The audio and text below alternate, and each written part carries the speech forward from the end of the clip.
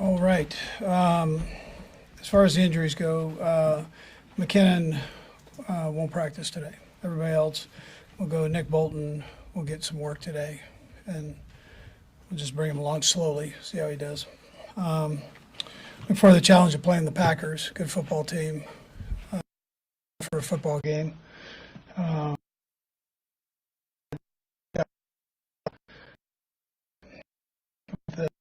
responsibilities of being a head coach and play with the offense.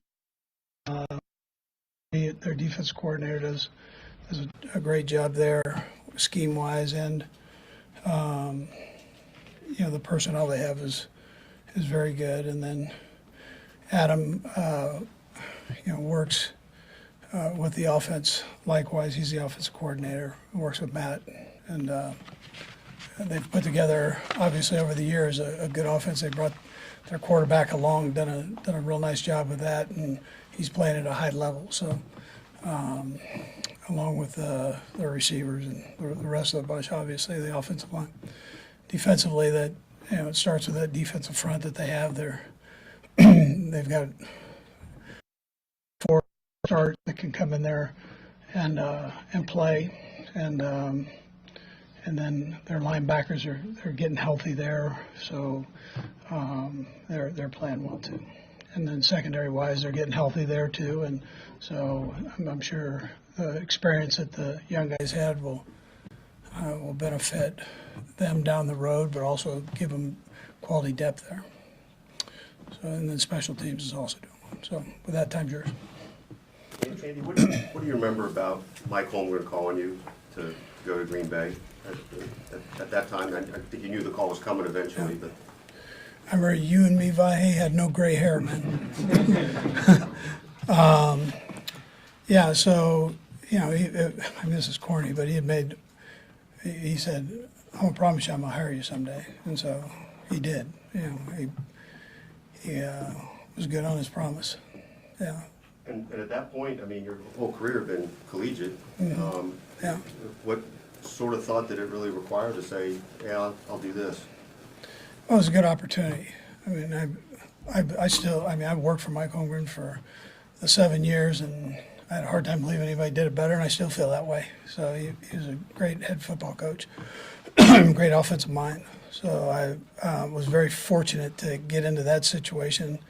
I knew him from BYU, and where he was coaching the quarterback. So that was an easy. It was professionally it was easy. Personally, it was tough because of the relationships I had with the Missouri staff. You have a reputation of being a player's coach. Is that something you learned during those early days with Holmgren, or where did that kind of set in for you? Yeah, I thought he managed the players well, and he had a good feel for. He was a good people guy. Good feel for that. I also had a chance to play for Lavelle Edwards, and he was a phenomenal guy with the players. So I mean that was one of his great strengths. So I had those a couple examples there, and I mentioned I wasn't sure it was you guys, but I mentioned to somebody here that I was lucky to have good high school coaches, junior college, and all the way up through. I'm very fortunate that way. They're good people. Yeah. What do you remember about being in Lambeau for those game days, and do you cherish going back when you get the chance? Yeah, I mean the only time I go back is when we play there. But listen, it's a lot like Kansas City that way. They're passionate about football, and it is a neat environment. I mean, we look forward to that challenge of going up there and playing. I know our guys do. So, but I had a there. We won a world championship, and so my experience there was top notch. You guys got to face Love a couple of years ago on his first start, right? You hadn't seen much of him. From what you guys had a little bit of time to get ready for that, and what you see of him now, what sort of things is he kind of really grasping? Yeah, I mean, a world of difference. He's playing really good football right now. You start looking at his numbers, and they're up there the last few years here. So he's done a nice job. Andy, he didn't play much the other day, but wanted to get your thoughts on Wanya Morris, how he did when he was in the lineup there. Hey, you know what, Adam? He did a nice job. He played well for a couple of plays that he was in there. Physical. Could have given him a couple reps in there, you know. Coach, you used the term, talking about Rashee Rice, Patrick Friendly. Can you maybe expand upon what Patrick Friendly is for Yeah, receivers? so getting better at understanding how to play against these zones, these crazy zones that these defenses throw at you, and getting into space where you're available. So it's not always the way it's drawn up on a piece of paper. So you've got to have a feel, and so when I say that, I'm saying he's got a feel, and now he's building in all those different defenses and kind of seeing that and putting that together, which is good. He'll keep being challenged this year. This will be a big challenge for him, this team here. So, but he's getting better every week at that. I know every player's different, but is it a straight line as receivers get better? Is it a bumpy stock market looking a couple steps back, 3 steps forward? It kind of depends on, if you look at Kels, there are certain times when Kels doesn't catch a lot of balls, but they're doing something there that allows somebody else to catch it. So it's hard to just go off of numbers alone. So, and then there's the part of the youth part where they might throw something at him. He goes, just don't repeat that. Right? Learn from it, and then get yourself in a position where you're available. So you have that part, but you also have the part that if teams are putting a lot of emphasis on them, then somebody else has got to step up. Coach, what made you the happiest, or the staff happiest as they looked at the tape? What were they most impressed about with you guys' performance? And probably what I said after the game, just the fact that we were able to come back.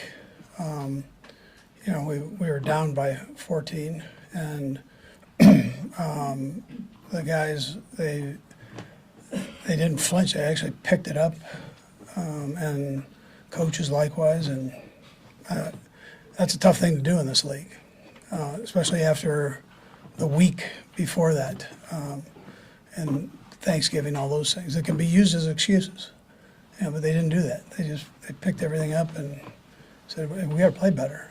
And I hear things on the sideline, so I have a good feel that most people don't hear. So, and the guys, the leaders were really encouraging guys, and so that I thought all that was positive. Coach, I know I asked you before about, how difficult it is for these rookies to come into your system as receivers and pick everything up. Was Rashee, the way he's pacing, he's going to end up in that category with Deshaun and Jeremy. I know they're all different players and speed, sizes, those things, but are there characteristics that you saw in Rashee that carry on, that you think that you saw in Jeremy and Deshaun too? Yeah, all three are a little bit different. Deshaun is, fast. He's normally the fastest guy in the field, and Jeremy's kind of, he's very fast, but he's also strong, big and strong. And then he has got good speed and even strong.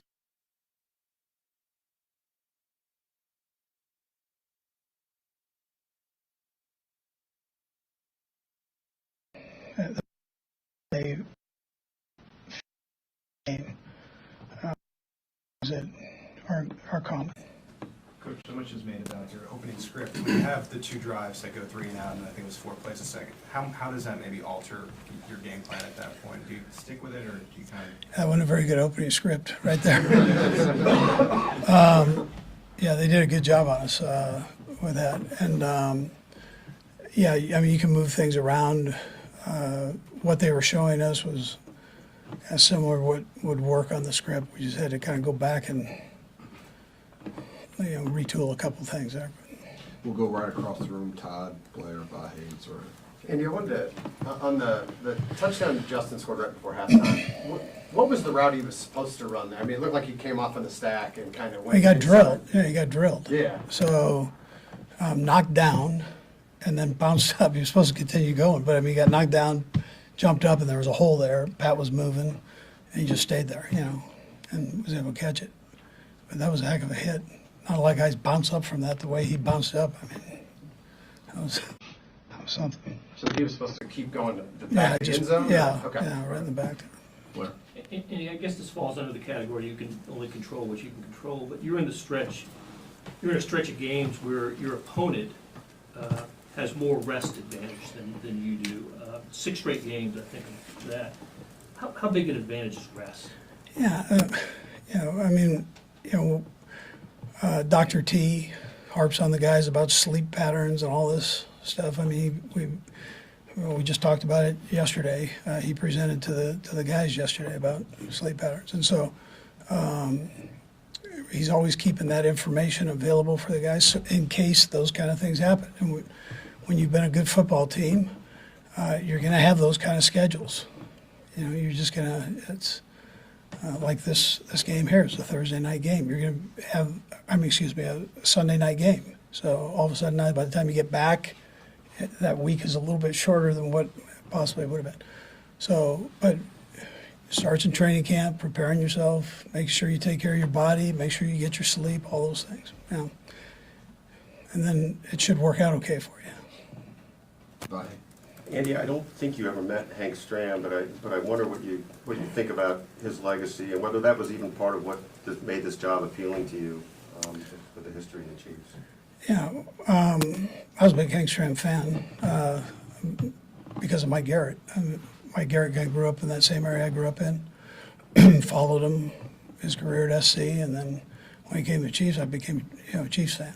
And so I had watched Hank Stram. He was somebody I was familiar with and had a lot of respect for. I mentioned after the game, I mean, even to be listed in,